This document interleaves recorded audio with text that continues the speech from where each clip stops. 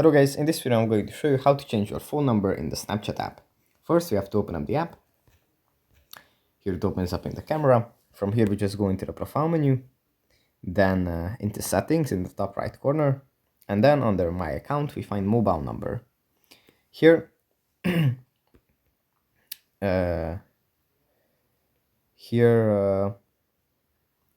can just change our mobile number if it has been changed to whatever it's changed to, and then tap on verify to verify that it is actually our phone number.